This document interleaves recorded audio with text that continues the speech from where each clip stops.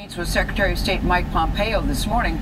Pompeo reportedly is preparing for his third trip to North Korea later this week to discuss a proposed timeline for full denuclearization of the Korean peninsula. Paula Reed is at the White House, where another top official says that will happen quickly. Paula, good morning.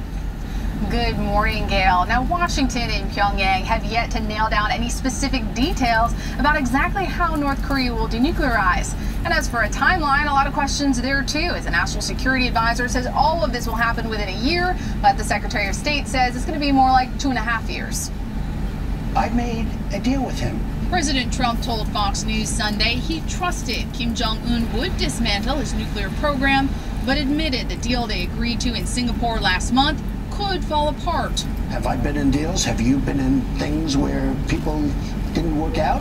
It's possible. That's far from the president's confident tone arriving home from the summit. There's no longer a nuclear threat. But new satellite imagery shows expansion of a missile manufacturing site capable of producing missiles that could hit U.S. military installations in Asia. The North Koreans were finishing construction of the plant around the same time President Trump was meeting with Kim in Singapore. It goes to show the intentions and expectations that the North Koreans had going into the meeting. David Schmerler is a researcher at the Middlebury Institute. It shows that they're fully committed to maintaining their ballistic missile program. This comes on top of a Washington Post report that U.S. intelligence believe that the North Koreans are planning to conceal the number of warheads in their arsenal.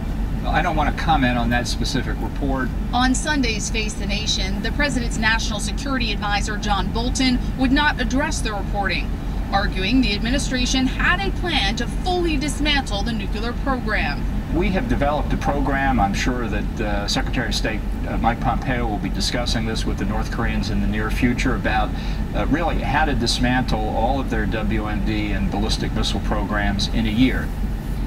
Behind the scenes, the diplomacy continues. Over the weekend, a U.S. envoy met with North Koreans in the DMZ.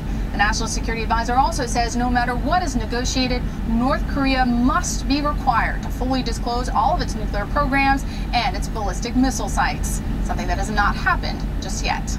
Anthony? Paula, thanks.